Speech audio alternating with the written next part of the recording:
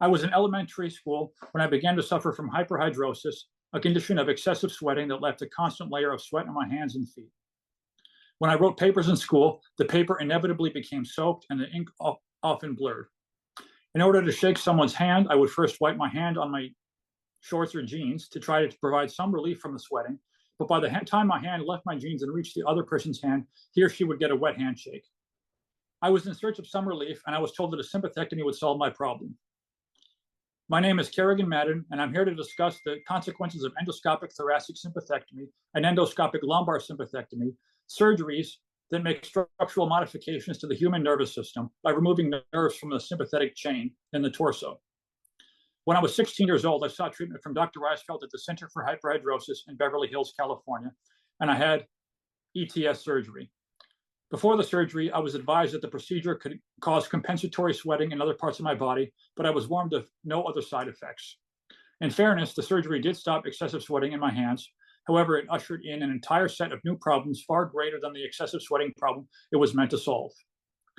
What I didn't understand or appreciate when I got the surgery, and what I think most people do not understand, is that cutting nerves to solve excessive sweating doesn't just impact sweating, but it can impact your entire life. The sympathetic nerve chain is a fundamental part of the human body, and altering it can significantly impact one's entire being. Sympathectomies are performed in many countries around the world, and thousands of people have been negatively affected.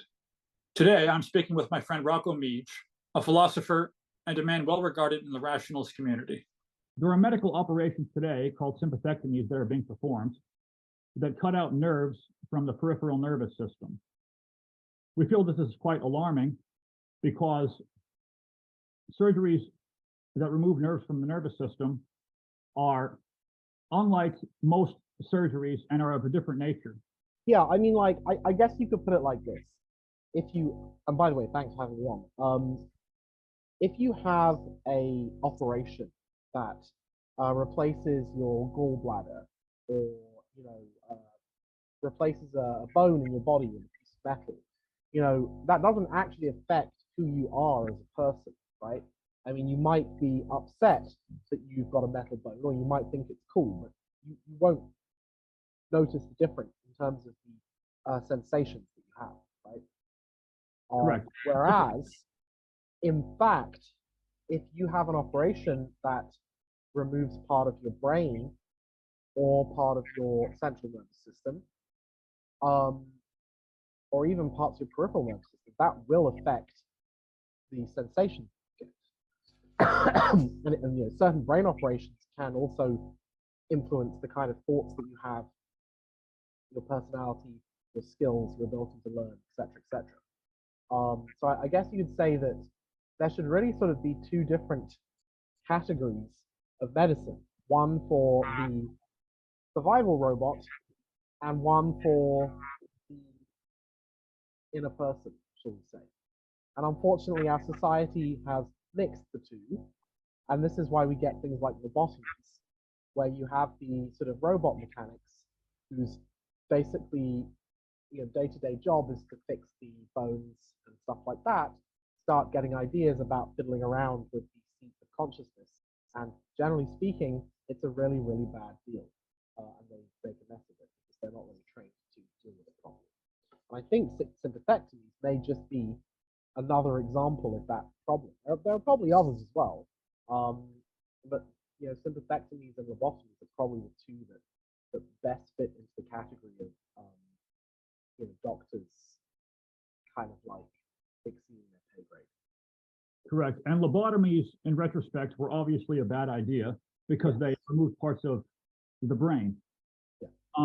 But the brain, as defined as an organ in the head, is kind of not as meaningful as talking about the nervous system as a whole. For example, the brain separated from the talking about the brain separate from the spinal cord is not a meaningful distinction. The meaningful distinction is between the subset of the human body that produces consciousness and is responsible for all forms of cognition, the nervous system. Right. And sympathectomies remove parts of the peripheral nervous system. And part of the issue is that it's less obviously a bad idea than the lobotomy, in part because people have this notion of the brain as existing just in the head, which according to modern understanding, is, although technically correct according to the definition of the brain, not very meaningful in terms of finding out which parts of the body are relevant in personality, cognition, ability to experience, and ability to interact in the world as a coherent individual. Yes. And sympathectomies will alter types of conscious experiences and magnitudes of conscious experiences that people can feel in their everyday life. And although this matters greatly to quality of life, it is not recognizable in the standard medical framework of defining side effects, and it is not easily provable using today's technology.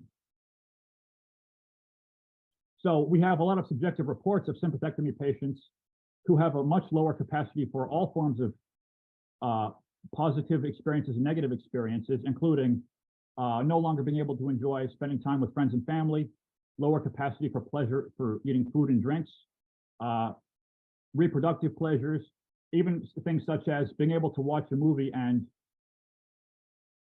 feel some connection with the characters or be able to feel immersed in the surrounding environment.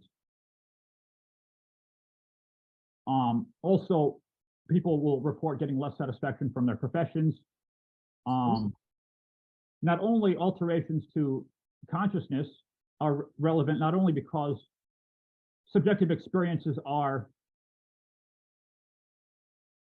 in some sense, the only things that matter. And I know there could be some disagreement, but we're all trying to maximize the time we spend in feeling good and minimize the time we spend feeling bad. And so when you directly sever parts of the nervous system, you are messing with the very fabric of consciousness and cognition. And so you will have a significantly lesser ability, in many cases, to feel the significance of existence, so to say. Yeah, exactly. You're basically, you can imagine it as sort of downgrading existence from something that you can feel, something that moves you, to something that merely informs you, right? Your existence has gone from being moved to being informed. Like, you are informed that you are eating food that you used to like, but you're not moved to like it, right? Correct. And apart from alterations to valence and ability to experience all forms of pleasures and pains, altering the nervous system will alter functionality. So the nervous system being a biological machine, if you make structural alterations to the machine, it will start to behave at least slightly erratically afterwards. The nervous system was built quite precisely over hundreds of millions of years of biological evolution. And if you remove significant parts of it that perform significant functions, you will no longer perform as well as on a wide range of tasks as you did before. Yes. So people not only report lower capacity for intellectual satisfaction and lower capacity to be interested and in thinking about philosophical questions, trying to solve math problems, they will also report decrease in cognitive capacity. Yeah. If you think of two-way causality between the nervous system and consciousness, if you remove aspects of consciousness, you are altering part of this circular causality. And these alterations result in some people report being bedridden for even decades, being extremely fatigued, and not only loss of functionality in terms of cognitive capacity, but also the peripheral nervous system controls the fight or flight response. So people report being less fearful in some situations they would have found fearful before. Patients have reported destruction of their capabilities of their reproductive systems and even digestive systems. And part of the issue is sympathectomies are very poorly regulated in the United States. There's essentially no US body that regulates surgeries. We have the FDA to regulate medications, but no corresponding body to regulate surgeries. And elsewhere besides the United States, sympathectomies are notoriously unregulated, although were indeed banned in Sweden in 2003 and banned in Taiwan for patients over the age of 20. Yeah, I mean, you know, and I think the reasons that were given for banning them was that, you know, they were not confident that these procedures were actually safe in the sense that they preserved the patient's sort of cognitive function, or at least their should we say their sort of experience of life, right? Their quality of mental life. But people watching may be somewhat curious. You had two sympathectomies. Why would anyone be dumb enough to let a doctor, you know, start like snipping up their nervous system? I mean, surely you just wouldn't do that, right? A couple of responses to that. One, sympathectomies are performed on patients as young as 14 years old. So I think as a 16-year-old, when I had my first sympathectomy, I was told that Dr. Reisfeld, the doctor who performed my sympathectomy, was the world's leading expert in the field. Mm-hmm. Also, sympathectomies are performed for excessive sweating of the hands and feet, but also are being performed for long QT, which is a heart condition, because sympathectomies alter functions such as heart rate. Right. And so patients who have long QT are actively being recommended sympathectomies for their heart condition. And what is long QT? I am not very familiar with long QT, but how do you spell that? Long QT? LONG space QT.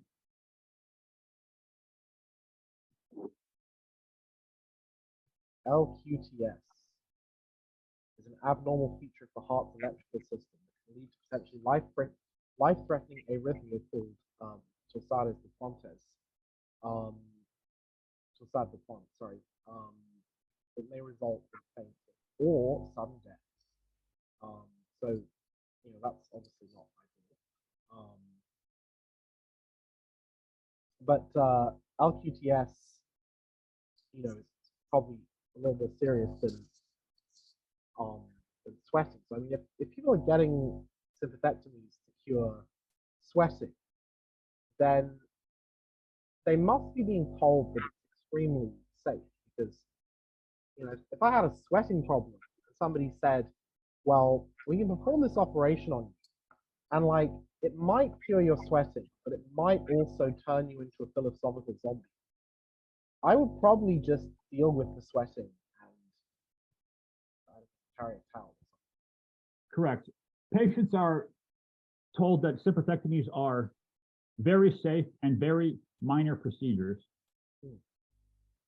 In my case, I had multiple doctors say that it was very safe. It was even recommended by one doctor. Also, if a skeptical patient decides to read the medical literature for himself or herself, he or she will find that sympathectomies are regarded as being well established in the medical literature.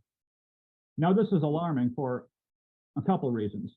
Of course, everyone can understand individual cases of doctors committing fraud or being a little bit money hungry, but this indicates a systematic problem that we have surgeries that are effectively removing parts of patients' nervous systems,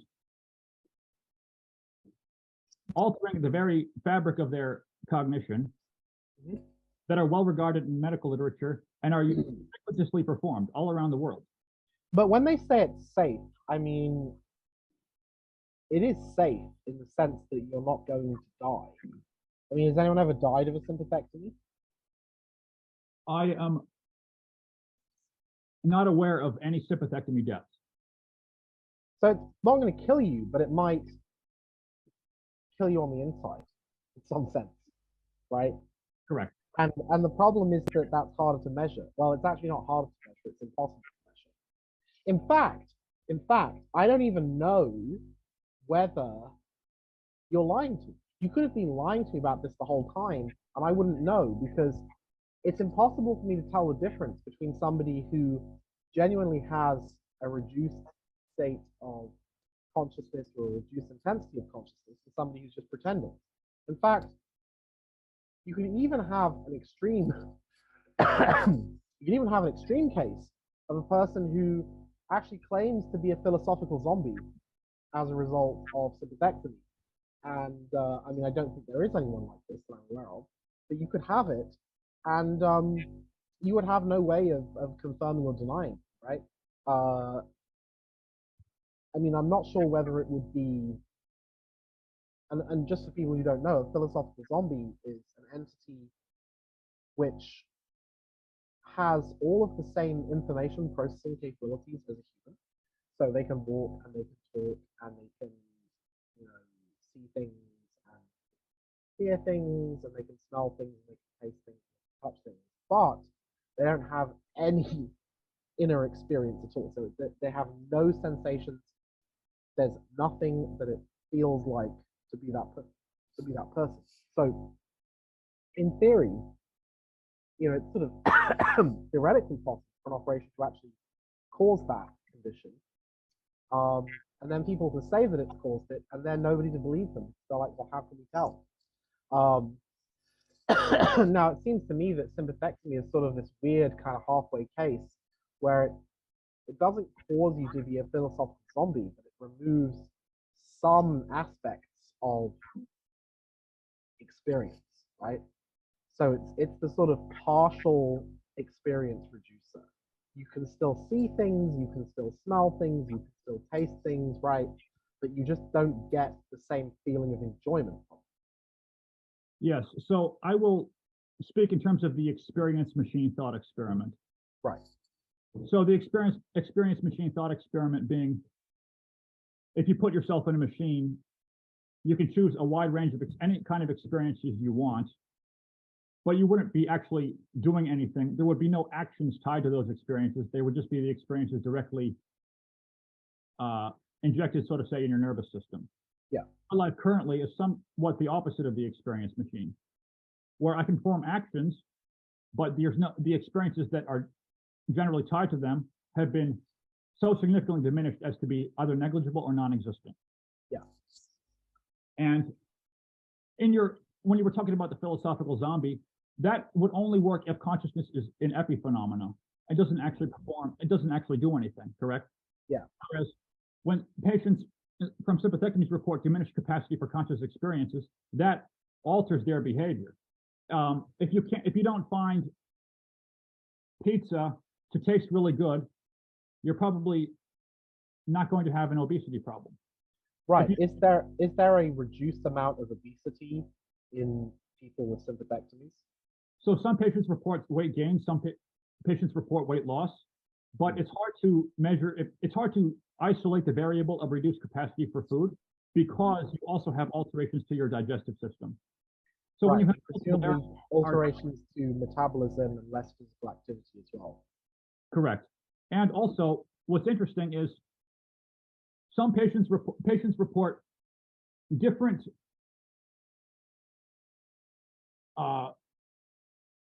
amounts of decrease in satisfaction or, different kinds of pain in different magnitudes and percentages. So someone could have a 99% decreased capacity for food, but report a complete obliteration of their enjoyment to watch movies.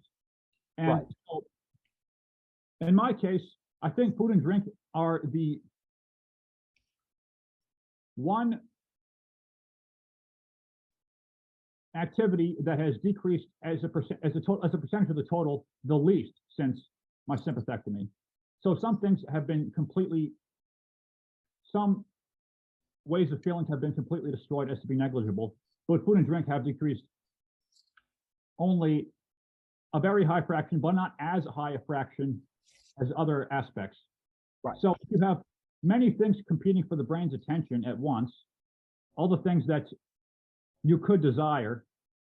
If, for example, you have a decreased capacity for food, to appreciate food after your sympathectomy, if it has decreased less than all other things that you used to enjoy, you may have an increased caloric consumption. Just as an example. Yes, because you're sort of offsetting your lack of enjoyment of exercise, of music, of friendship, of all these other things. All you have left is food, so you just eat a lot of food. Right. Yeah.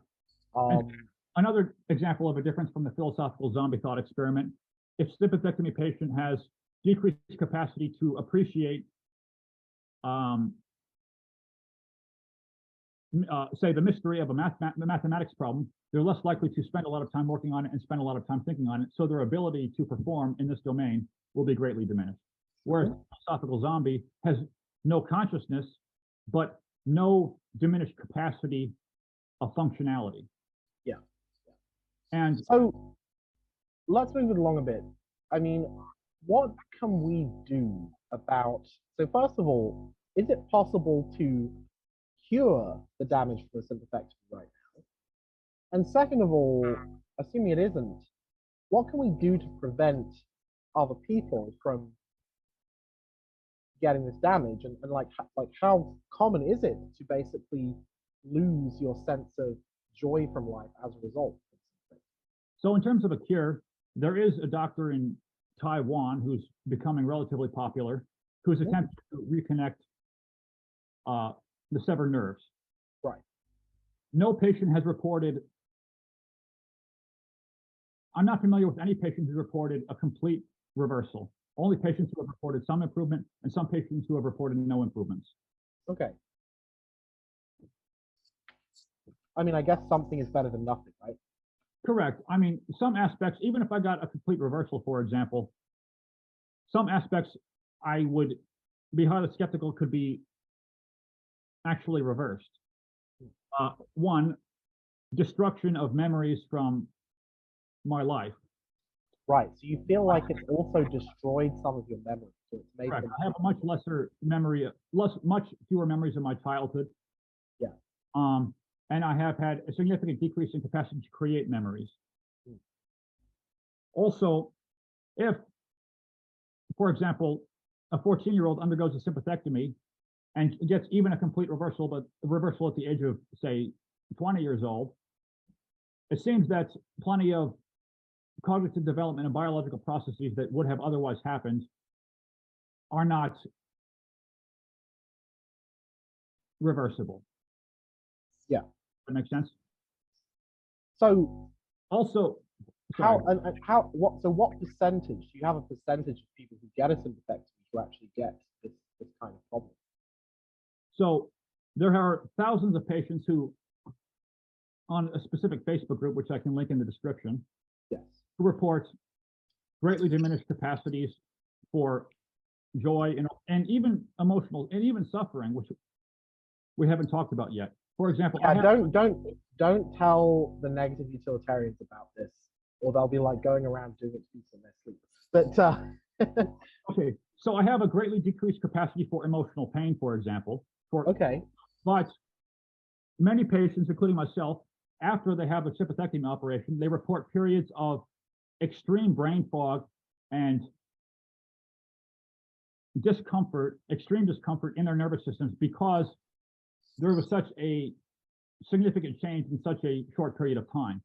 So, for example, I spent a period of 2 to 4 years where my baseline state of mind was a state of discomfort.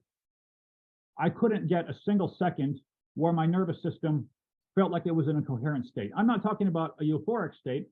I'm talking about the equivalent of sitting at a bus stop and waiting for the bus, or some very minor joy, like maybe sitting on the couch after a long day of work. That kind of minor comfort was something that I could not get for a single conscious time slice in the span of years. Okay. So, although now it's now been 6 years since my lumbar sympathectomy, I now am no longer in a state of extreme discomfort, and I have a lower capacity for emotional pain. The negative Right. utilitarians would not be satisfied because there was a lot of suffering that was racked up in the years following. Right. I mean, I was mostly joking about them, but like, but so do we actually know? So we know there are thousands in the Facebook group. Do we know roughly how many of these operations have ever been performed?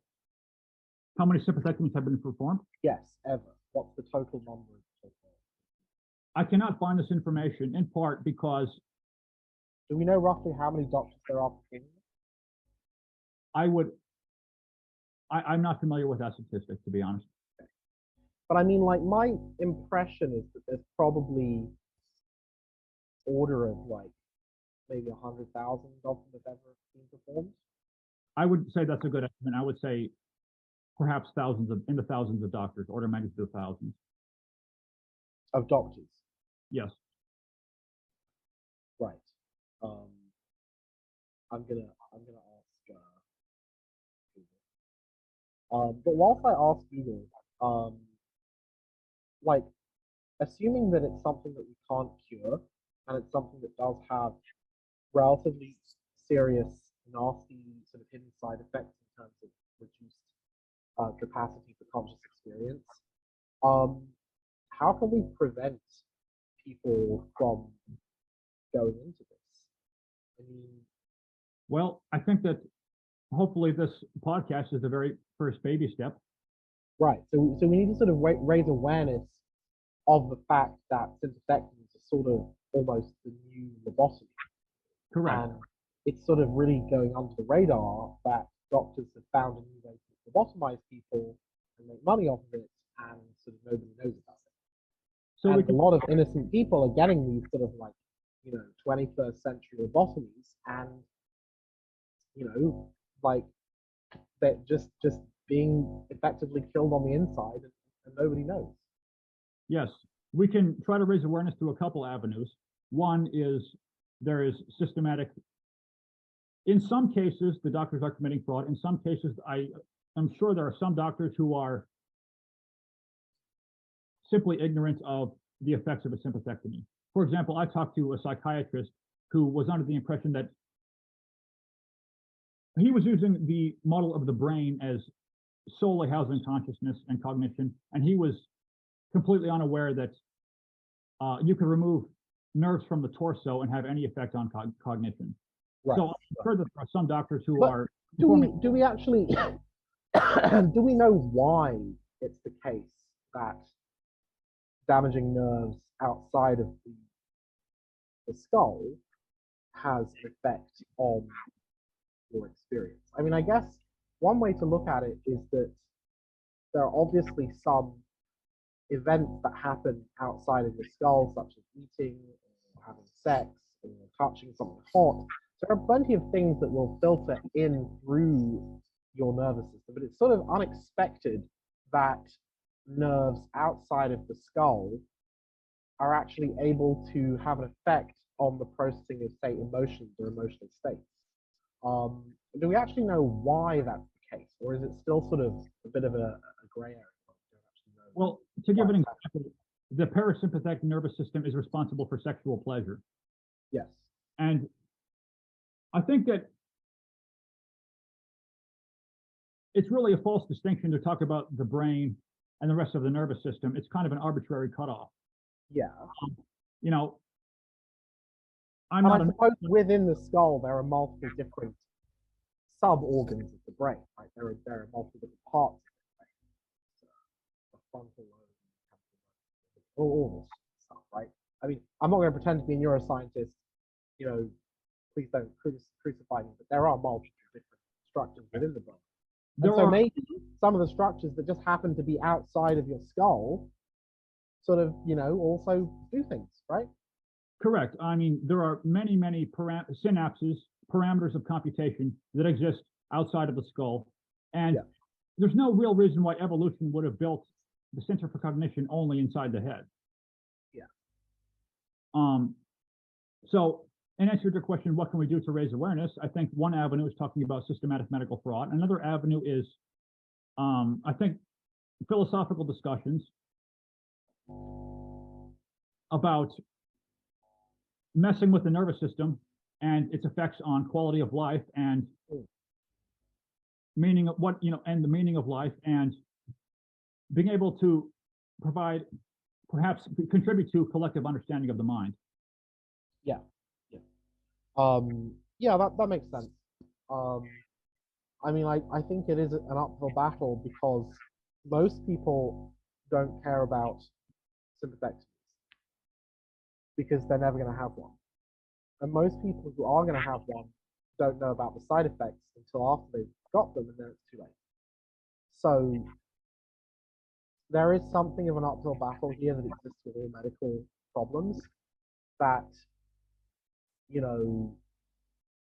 the victims of sympathectomies are dispersed all over the place. They are not coordinated. They're not, well, I mean, the ones who already suffered from it are coordinated, but the ones who will suffer from it in the future, they don't know who they are. They don't know that it's a problem, right? And they don't know that it's in their interest to sort of coordinate and research this. I mean, a lot of this is sort of, it sort of reminds me of rational ignorance in a democracy, where there's just sort of like a lot of stuff going on. If you're just a random person, it's just not rational for you to think about all the possible problems in society. And so for most problems, like, most people just don't care, which is, just unfortunate that that's the way it works out, right?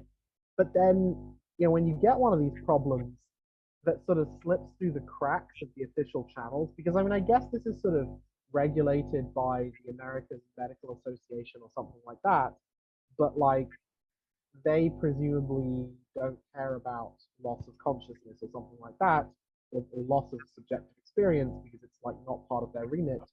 And so this sort of falls through the cracks, and nobody cares, and nobody does anything about it. And Correct. this situation can persist for a long time, right? I mean, there's another thing actually that this reminds me of, which is post-viral fatigue and long COVID syndrome, where we now have a lot of people who are claiming to have got extreme, negative symptoms from exposure to COVID, because a lot of people were exposed to it. But it's sort of very hard to prove, and there's probably some malingerers who are like, who heard about it, and they're like, "Ooh, long COVID is the new lower back pain," right? So who's going to fix long COVID and post-viral fatigue? Like, probably nobody, right? But there's probably millions of people suffering from it. That's a lot more than affected. So, there's like a huge volume of problems like this. And I feel very sad that this problem exists. And I feel very sad that it's happened to you. But I guess one thing I would say that's more on the positive side is, if you're a person suffering from some kind of long-term health condition, the fact that we are now sort of gearing up to the singularity with AI progressing very rapidly means that it sort of doesn't matter as much as it used to, because most likely these things will all get solved at some point in the not too distant future, as long as the human race doesn't get completely obliterated by out of control AI. So many problems would be solved. Many different problems would be solved by fixing the singularity. But that's an entirely different problem. But yeah, I mean, I think definitely, if people know somebody who can help to raise awareness of this, if people know somebody who is in the right position, who can pull the right strings, who can get this regulated, and I don't think it's necessarily that hard, because there are already some countries that have regulated it and said you can't do this. So it probably wouldn't be too much of a push to get it done in America as well. Or even if it's not regulated completely, they could just, significantly increase the standard for informed consent. Because what kind of informed consent did you actually give for this? In terms of informed consent, the doctors will only list side effects that can be measured such as compensatory sweating is the side Right. effect that we talk about. Sweating, you compensate by sweating in other parts of the body. And Mhm. interestingly, most sympathectomy patients will report, most hyperhidrosis patients who have extreme sweating in the first place will have sweating only in the hands and feet, but not so much in the areas that most people sweat. So they're kind of told that their sweating will be more distributed like a normal person's. Right. And in terms of informed consent, there's absolutely no mention of changes to conscious experience or cognition, in part because they're not well measurable using the current tools. I suppose we do have fMRI scans, but there haven't been extensive fMRI studies on before and after. Well, Dr. Goldstein has, I believe, performed some fMRI studies on sympathectomy patients, but I don't believe that results from fMRI scans are Well, yeah, I mean, so the doctors can be sued over them. yeah, so fMRI, functional magnetic resonance imaging, is it's a sort of, you hear about it a lot in the popular press, and there's some kind of popular idea that fMRI allows a doctor to like look into your thoughts or something like that. But as far as I'm aware, what fMRI is actually measuring is it's basically measuring something like blood flow or energy consumption in the brain, right? So it can measure if one particular area of your brain has been more active, right? Think about it like, instead of measuring what a person's thinking, it's measuring which part of a person's brain has been more active than average. So, that's a very coarse grained tool, right? It doesn't have, neuron level resolution, right? So I mean, again, I'm not an expert in fMRI, but my suspicion is, if a person, does like, does some specific type of thinking, like let's say they become sexually aroused, then you can probably tell that they're sexually aroused by looking at an fMRI without knowing, without asking them or anything like that, because there's going to be some part of their brain related to sexual arousal that's going to use more energy. So think of it like, if you own a computer, think of it like one of these CPU monitoring utilities, right? It's like monitoring the temperature of your different memory slots and cores and graphics card. If you've been playing a computer game, your graphics card's probably going to get hot, right? If you've been looking at porn, your sort of sexual arousal center is probably going to be getting a little bit more hot and active, right? But it's a coarse-grained tool, so it wouldn't surprise me if fMRI is incapable of actually discriminating between people with this kind of damage and people without it. Now, maybe there is a way to discriminate using fMRI, but it wouldn't surprise me if that actually doesn't exist. So I suppose that the effects of sympathectomies are observable, unmeasurable in principle. We just don't have. In principle, yes. In principle, it probably. So I do not believe that consciousness is an epiphenomenon. I believe that there is the computation is all there is, and so if you have a different subjective experience, that means there must be different computations. Right. I don't actually believe that p-zombies can exist. That's my philosophical position. So therefore, there must be some kind of in principle experimentally detectable difference between the brain of somebody who's had a sympathectomy. So some kind of causal influence is traveling upwards from the severed nerve. I don't know what it is. So there must be some difference, but our ability to look inside the brain is relatively limited and coarse-grained at the moment. So it wouldn't surprise me if it's not detectable. But then maybe in 20 or 15 or 30 years' time, it will, in fact, be detectable. But what are you going to do? What are you going to do in 15 years? Are you going to like sue, go and find this doctor who did it to you and like sue him in the year 2040? And then I guess he would say, "Oh, I'm sorry, we didn't know." It's like technology, right?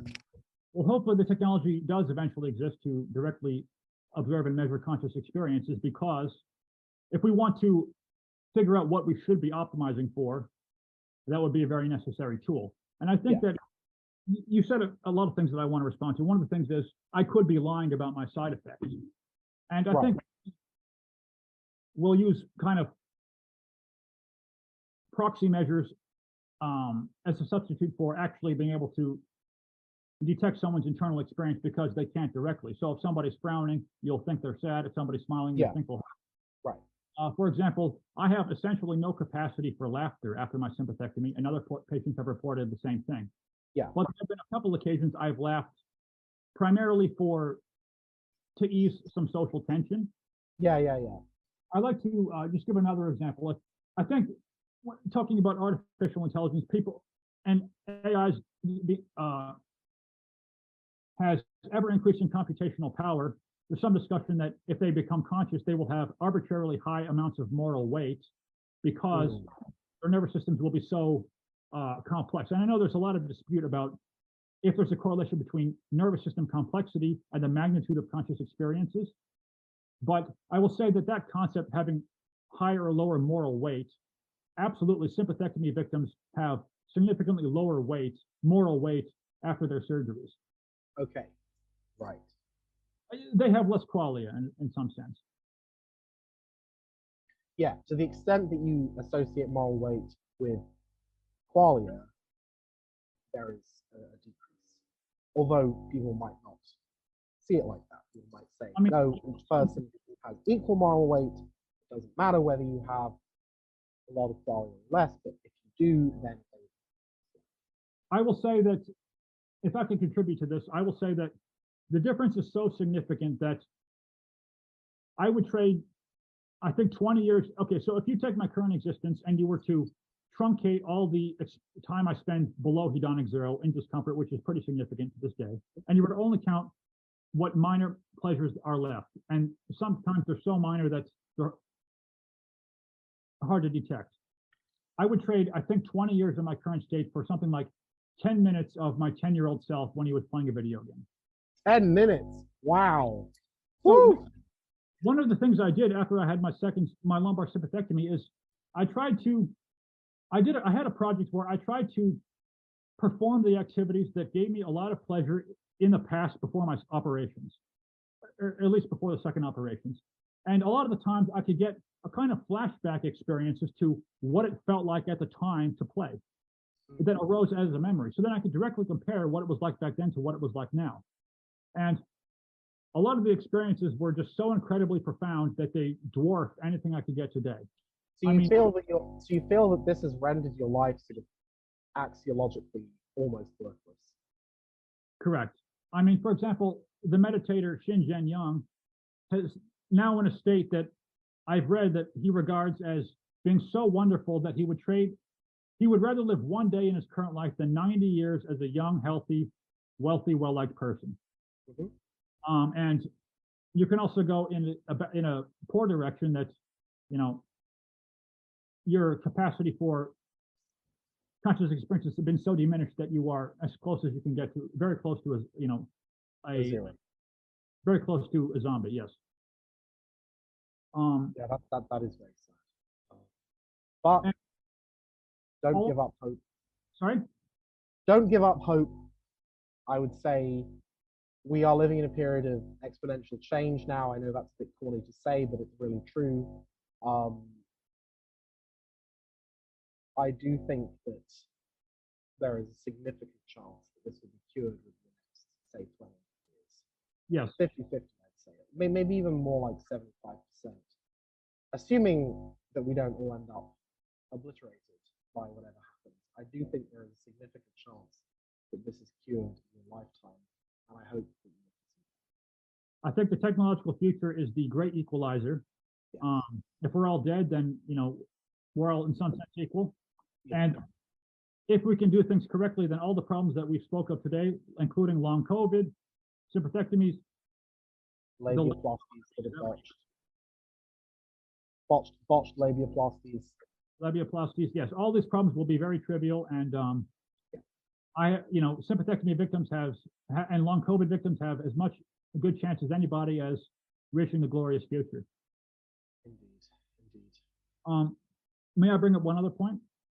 Go ahead. I think sympathectomy, I myself have reported, because I had sympathectomies when still in the process of biological development, Mhm. sympathectomies halted so, the normal development of personality. So for example, many people in their early 20s, like report having different interests than they do in their late 20s. In their late 20s, maybe then they spending more time around children, and they're less interested in parting, for Yeah. example. Yeah. Sympathectomies in cases can kind of stop this process so that one's biological age does not correspond well with their chronological age in a standard coherent way. Yeah. Yeah. So 100%. people who have had sympathectomies in their teenage years, you know, may report a similar phenomenon. Yeah, I agree.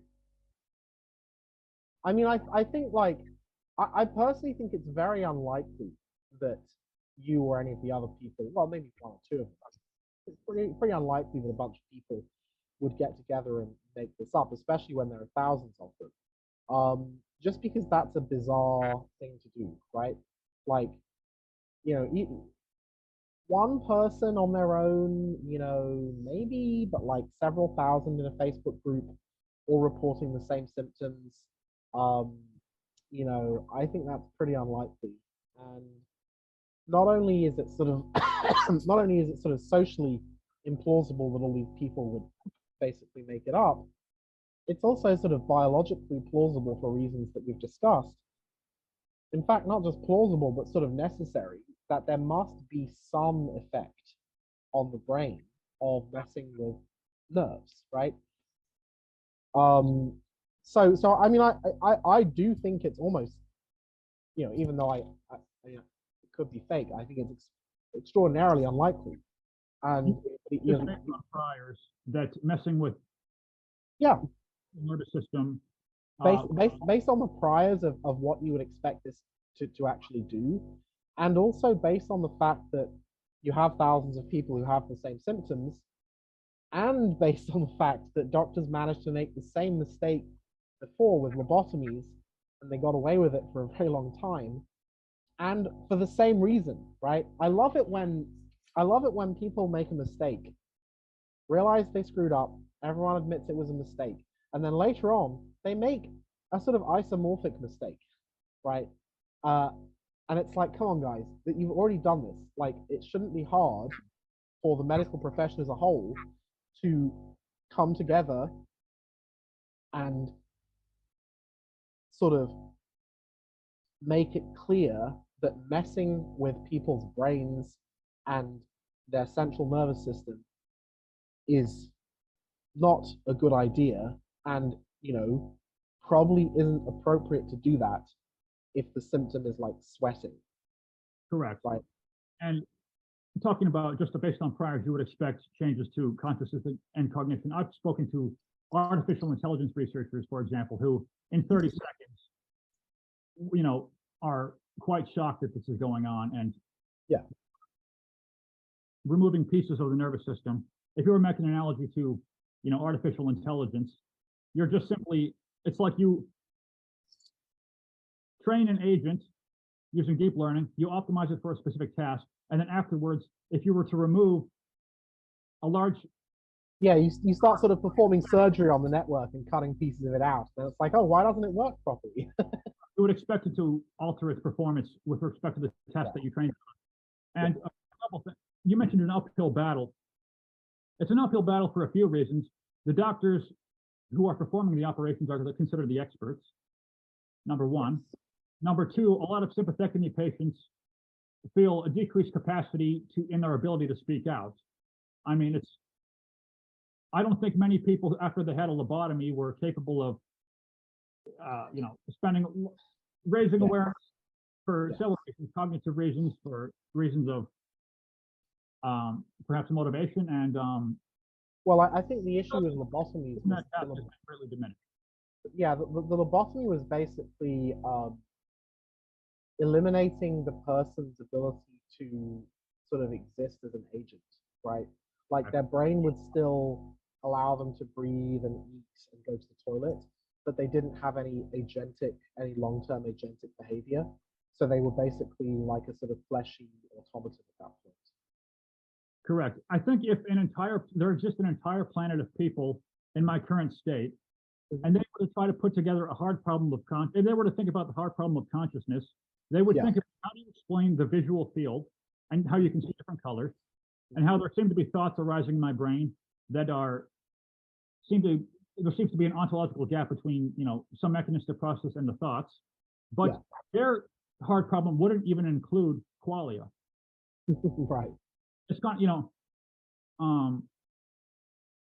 because it's been so greatly diminished. I mean, there are cases of still pretty significant discomfort because of my nervous system has been altered. In some cases of very minor pleasures, mainly as from food and drink, as I talked about, it's been decreased the least. But yeah, or maybe they would find it harder to find the hard problem because it was less obvious to them. Yeah, that's interesting. It's an uphill battle also because the side effects that are being reported are, again, side effects of subjective experience, which are not easily measurable using today's technology, and you can't sue over. So, for example, some libertarians have the view that the legal system can replace, for example, regulation. But if a sympathectomy patient were to go to a lawyer and tell the lawyer that he or she has a decreased capacity for conscious experiences in all forms of pleasure, and the lawyer would not have very much to say. Right, the lawyer would be. Though, because essentially everything that we value is in some way related to conscious experience, and also sympathectomy. In my case, I report significant alterations to my perception of time. So, if in what way do you find it's faster or slower? I believe it goes by much faster, and in part possibly because there's so much less brain activity. And also perhaps due to decreased cognitive capacity. Ralph Degen, I believe is a neuroscientist, put on Twitter that there's some evidence that intelligent people perceive time to go by more slowly. So a few reasons could be decreased cognitive capacity, decreased brain activity. And I'm in my late 20s now. I know some people it's common to report time going by more quickly as you get older, but I just want to say that that's not, I am absolutely sure that that's not what I'm talking about. The difference is far too great to be accounted for by standard, by the very standard reports of time going by as one ages. But for example, if you make an alteration to someone's brain then such that they perceive time to go by twice as quickly as they did before, I mean, that's a crime. That's like half of a murder, isn't it? Because you're reducing their lifespan. Yeah, I mean, I guess it is actually. I guess it is. If you take a person and you reduce their conscious experience by half, and you make time go twice as quickly, then that might be 3/4 of it. So, that is pretty serious. I mean, I think we should definitely reach out to other people and see if we can sort of get the knowledge of the risks and the problems of sympathectomy into the hands of somebody who can sort of really catapult it into some kind of action. I think at the very least, what I would like to see is a significantly stronger standard of informed consent. But I've been talking to some other people actually. It's weird. I seem to collect people with medical malpractice problems. I spoke to a woman who had surgery done to a labiaplasty, basically, to some kind of stupid aesthetic thing for her labia on her vagina. And it actually turned out that it made it impossible for her to experience sexual pleasure, or certainly much more difficult. And it was, again, supposed to just be like a minor thing. It's no big deal. There won't be any side effects. But it actually sort of like muted her sexual function. And, you know, there just seems to be a lot of this kind of thing around where, you know, doctors will harm people's experience of life and they'll just sort of get away with it because we have fairly low standards for doctors. It's like, oh, the patient didn't die. Yeah, but she can't experience sexual pleasure properly now. Oh, that's fine. She didn't die. It's like, no, that's like, you know, and the point with this is these sort of labiaplasty procedures that will cause basically permanent, irreversible damage to a person's experience of sexual pleasure. You know, I was kind of arguing with her about it. Like, should that be outright banned, or should there just be a stronger standard of informed consent? And my take on it was no, it should be outright banned because anyone who consents to having a procedure for purely cosmetic reasons where a significantly likely outcome of that procedure is a permanent and irreversible loss of sexual pleasure is probably not correctly informed and probably isn't consenting. Like there is, you know, and I don't want to make this too much about the labiaplasty thing, but I just think that the balance of harms is such that I would not want to allow doctors to perform that procedure because the harm is just so great and anyone, you know, no rational person should consent to that, right? Correct. Given the severity of the risk and the sort of relatively minor benefit you're supposed to get, if it even is a benefit. But again, I don't want to go too far down that route.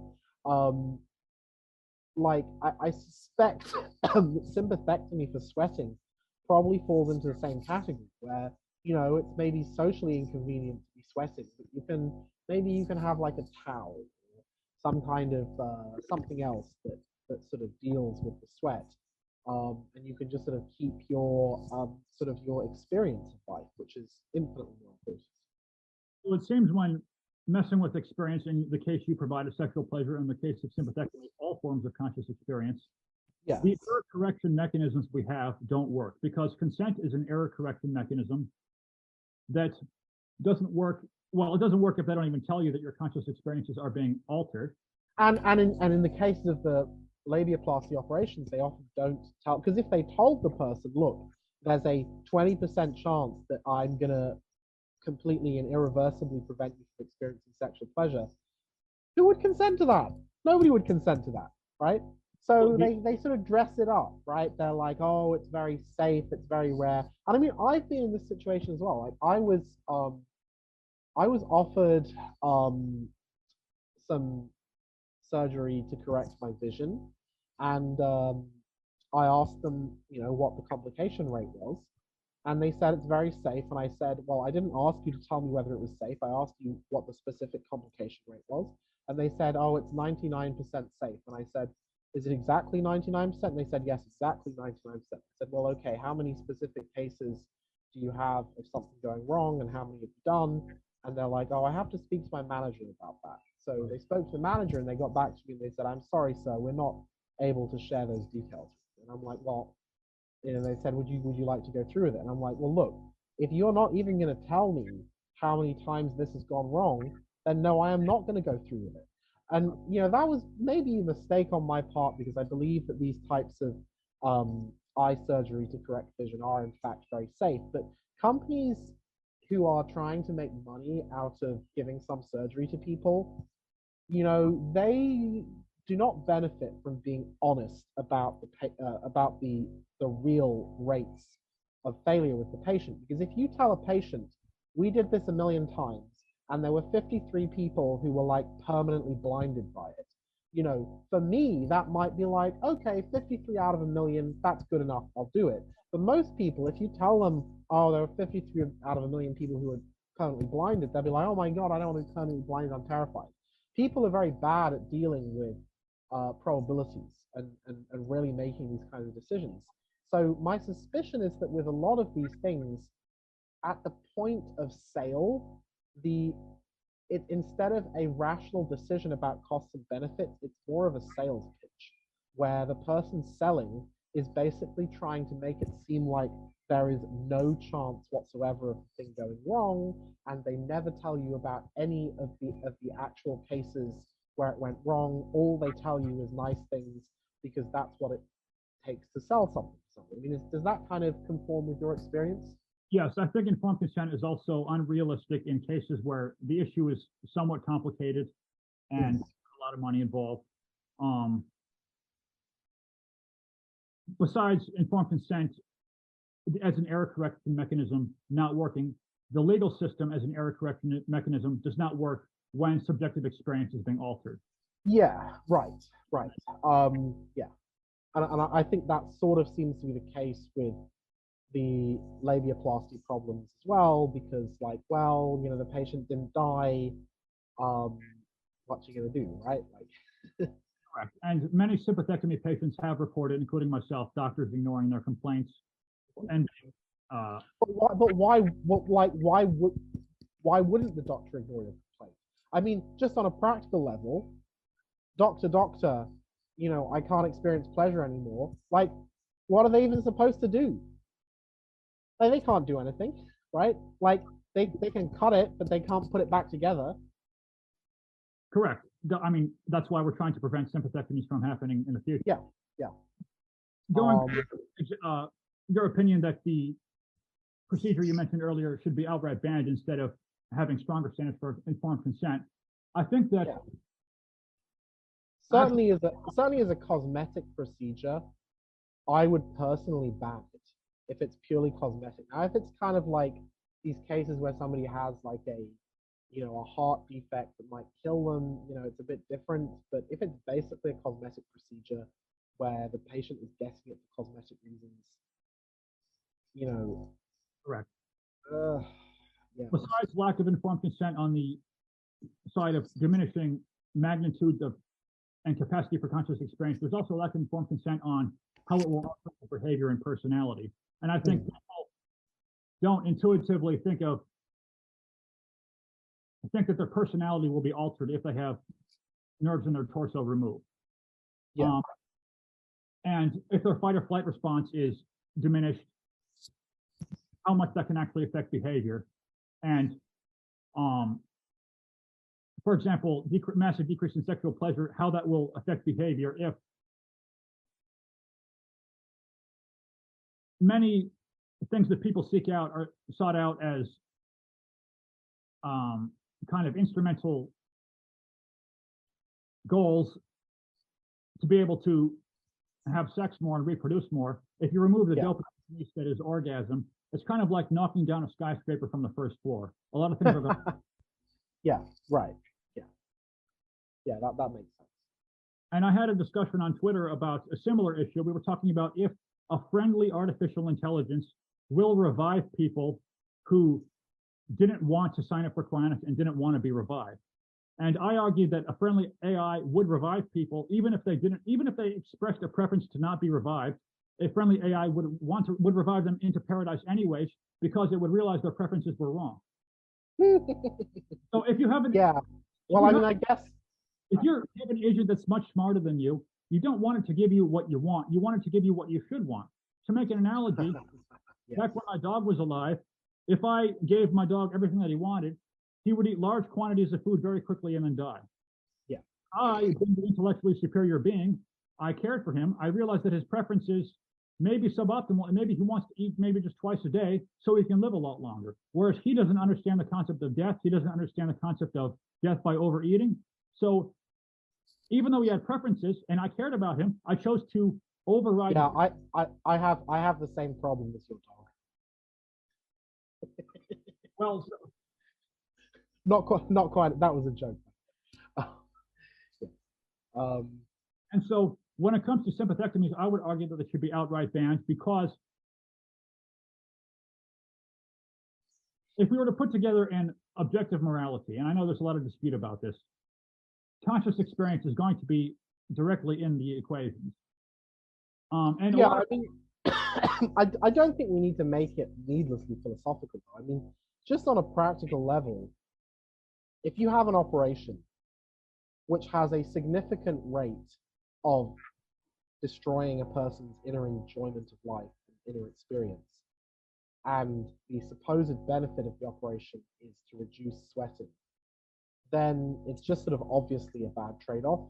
And even if people are sort of fairly, I mean, like, when you have the sweating problem, like, how long do you go and look for other solutions to it, actually? That's an interesting question.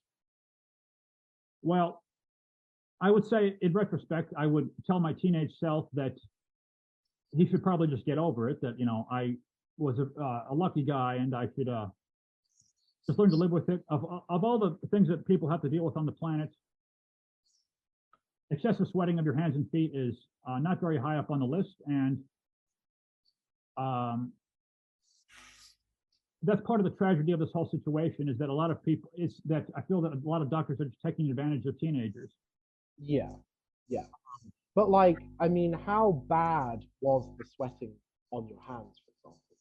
If I were to shake somebody's hand, they would get a wet handshake. But could you just, like, sort of wipe it and then? If I were to wipe my jeans and then shake someone's hand, in between the time that my hand left my jeans, there would be some sweat. So in between the split, the second that my hand leaves my jeans to shake someone's hand, my hand would sweat a little bit again.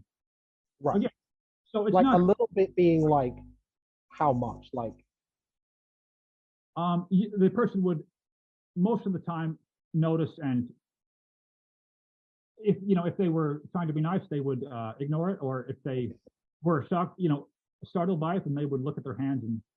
Right. Okay.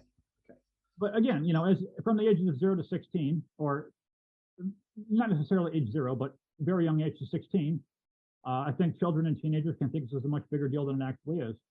Yeah. Yeah. And yeah, people's beliefs that are probably inaccurate get in the way of understanding what sympathectomies do. For example, there was a woman who had a sympathectomy for long QT, and now she no longer enjoys spending time with her family. But some people think of their most ingrained and important aspects of their life, they almost think of as being fundamental, that they can't be altered by messing with part of their brain. Like, I've talked to a mother who considered her love for her children to be like a fundamental equation in physics. Like, oh no, if you remove part of my brain, I'm going to still love my children. Right, and but that's not true. That produces such strong conscious experiences, and it's so they can't imagine. So compelling. They can't imagine it being any different. Yeah. But if you mess with someone's brain long enough, in the right way, you can have a mother who no longer cares for her children. Yeah. And so people's beliefs get in the way, and it's a very complex issue. I mean, in terms of the sweating, I guess, like, you could wear a glove or something. If I were to try to prevent sympathectomies from happening further, and if people who have hyperhidrosis, excessive sweating, are listening to this, the things you can try are rubbing antiperspirant on your hands. Mm-hmm. Next, you could try, there's a device called an iontophoresis machine. It passes a small electrical current in your hands. Some people report some improvement, but I will also say that with today's technology, there does not seem to be a cure-all that the large percentage of people find to be very helpful. I would say iontophoresis is the best shot you have, but again, many people find the electrical current to be very irritating and have decided to do without. But I mean, could you sort of wear a glove or something to, yes, if you really needed to not have wet hands? Yes, if there were an occasion where absolutely you did not want to have sweaty hands for this occasion, you could of course wear gloves. And I think there are even gloves that are meant to look like a human hand. So Yeah, okay. I can imagine that. I guess it might be a problem to wear them for a long time, but maybe you could just sort of put them on for specific, like if you're going to go to, say, a business meeting or something like that, you could just put some gloves on. Correct. Just for the meeting to shake people's hands with. and then put them in your pockets or something. I mean, like it kind of seems like a minor thing, but like um, occasionally wearing a pair of sort of stylish gloves might not be the worst thing in the world compared to what you have to deal with, right? Correct. To sympathectomy victims, in retrospect, it was a very minor problem, but to the 14-year-old out there who's considering getting a sympathectomy, maybe who doesn't want to go to the high school dance and be embarrassed that his hands sweat when he's trying to hold a girl's hand, Yeah. I would say to that 14-year-old, please do not get a sympathectomy. As you age, it will become much less of a problem. Yeah, and also like you can just incorporate wearing gloves into a style or something like that. I mean, I think it's one of those things that maybe does change with age. You sort of realize that people give you negative social feedback for stuff, but their feedback is like their feedback is bad because they don't have their goals are like not aligned with yours, right? So, for some random person who's like, oh my God, this guy's got sweaty hands, what a weirdo. Like, that's sort of like, 5 minutes for them. But if you get the sympathectomy, that's like the rest of your life for you. So that they just have like a completely different reward function to you. And so you should mostly ignore people. Like, I think, I don't want to get too philosophical here. One thing that sort of comes about as you sort of go through life is people who criticize you should mostly just be ignored. There are very few, like there are some people who've criticized me in my life who I wish I'd listened to, but they're few and far between. The vast majority of people who criticize you are just wrong, stupid, evil, or a combination of the above. Anyway, look, we've been on for about 1 hour 45. Should we cut it here with some closing remarks? Do you mind if I just say a couple of things? I think. Yeah, sure. Yeah.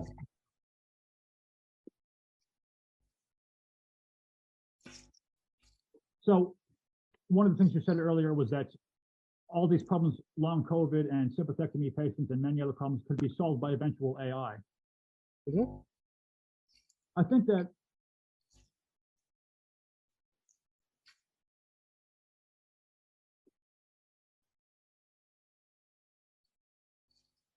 some patients have had, so I would say that the patients who have not reported diminished to conscious experiences, and there are some, in some cases there has been some effect that they haven't noticed. So for example, one of the side effects of a sympathectomy is inability to get goosebumps. Okay. So that's a relatively minor side effect, but if you have an operation and you no longer get goosebumps, a lot of people would not notice that you no longer can get goosebumps. It's just, and even if you all of a sudden noticed, oh wait, I haven't gotten goosebumps in 2 years, you would not be able to link it to a sympathectomy. Yeah. If you actually remember what getting goosebumps is like, you kind of remember, oh hey, it was a good qualia, nice kind of tingly experience. And I suspect that there are some sympathectomy patients who don't report decreased capacity of experience, and it may be something like that. We're decreasing their capacity for conscious experiences and they're not noticing it. Yeah. And also, they may be a little bit more fatigued, maybe sleep a couple hours, but they can't quite pinpoint it to the sympathectomy. Yeah. And I'll say this, I've had sympathectomies twice. My first sympathectomy at the age of 16, only under deep analysis could I notice that it had effects. My second sympathectomy at the age of 21, my lumbar sympathectomy, absolutely put me into a state of horrible fog. And I still think about it. I've been 6 years in thinking about it basically every minute of every day. Right. My first sympathectomy, only under deep analysis did I ever notice that it had changes. In my senior year of high school, I report being more fatigued than years before. Mm-hmm. I could not pinpoint to a sympathectomy back then because I was never made aware of it, and it wasn't, and I could still function fine in life. Yeah. But there was one instance when Stephen Hawking died, just as an example. He was my hero when I was a teenager. I got flashbacks of different times when I was reading a book of his or thinking about him or watching a TV show of his, where I could get the full experience of what it felt like in the moment, but in a memory. So it arises in the present. And I got some flashbacks from the ages of 15 and some flashbacks from the age of 17. And so then when I could directly compare how it felt to be alive in those two moments, I could see that, okay, my 15-year-old self, my experience was slightly more whole. But when there's a direct comparison. And if we have a sympathectomy, oftentimes you'll have a diminished capacity for some form of conscious experience, but you're not, it's hard to make comparisons to your past self. Unless you can make a direct side-by-side comparison by directly accessing your past states. Of course, in some cases it will be obvious, but in some cases it won't be.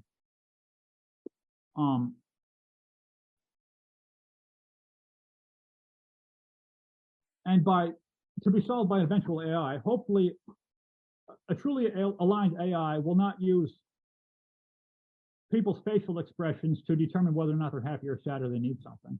Right? Some people, for example, have reported the best experiences of their life being unobservable by other people, because if they reach some, for example, meditative state and they're just walking along the beach and they found time, other people wouldn't necessarily notice. So evolution constructed, for example, a mother to be reasonably aligned with her children, because if the child is crying, the mother knows that there's something wrong and will fix it and will try to alleviate the problem. If a baby is laughing, then maybe that's a kind of reinforcing behavior. A mother will keep doing what she's doing because the mother will want to reinforce the baby's laughter. With sympathectomies, these mechanisms do not work. And so, as you said, I could be lying about my sympathectomy because I hope I appear a reasonably normal person. I hope.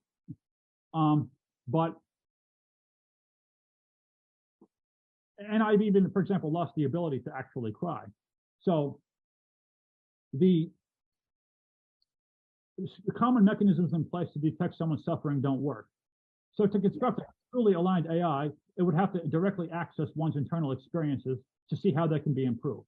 Yes. I'll say, when sympathectomy patients want to improve their life afterwards, I think there are several ways you can improve your life. I mean, you can improve what actions you take in an environment. Maybe you can improve your environment. But really what sympathectomy patients need to do is improve the structure of their brain. I need a new brain. I need to upload my brain to a computer and be able to tweak it using some algorithm and alter it towards superior performance and superior conscious experiences over time. Whereas most people's suggestions on what you should do at any given time are suggestions about what actions you should take or what environment you should put yourself in. But the damage can only be reversed by altering the contents of your nervous system.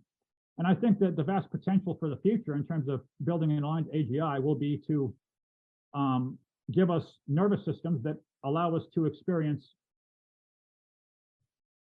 types of qualia that don't currently exist in the standard distribution of human experience because evolution never selected for them. Yeah, that's true. I agree with that. I'm not sure whether we can promise aligned superintelligence. Maybe we get it in the next 15 years. Maybe we get misaligned superintelligence in the next 15 years and we're all going to die anyway. That's going to be one of my projects, is making sure that that particular battle goes well.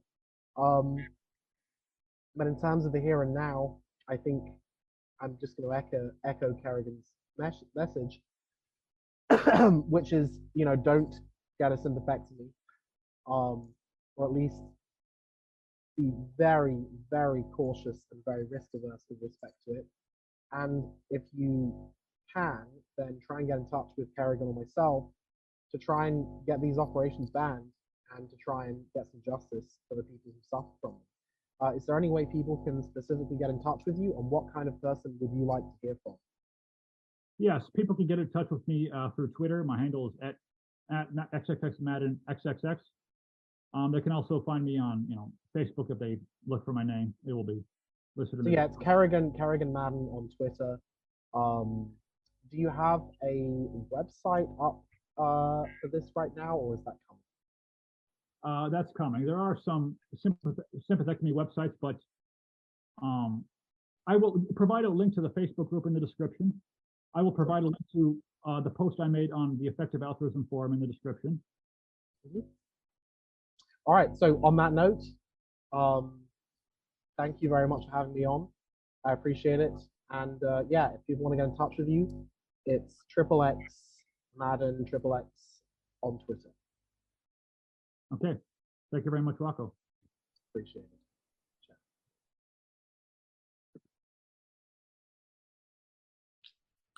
Thank you for listening.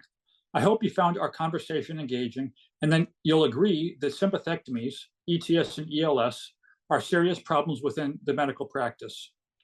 My hope is that this podcast will attract a community of people who are interested in spreading the word about sympathectomies and their dangers and opposing their use within the medical practice. As we mentioned, ETS is currently illegal in Sweden, the first country in which the procedure was introduced. Please consider sharing this within your social and professional networks. Again, I'm Kerrigan Madden, and I've been speaking with Roko Mijic.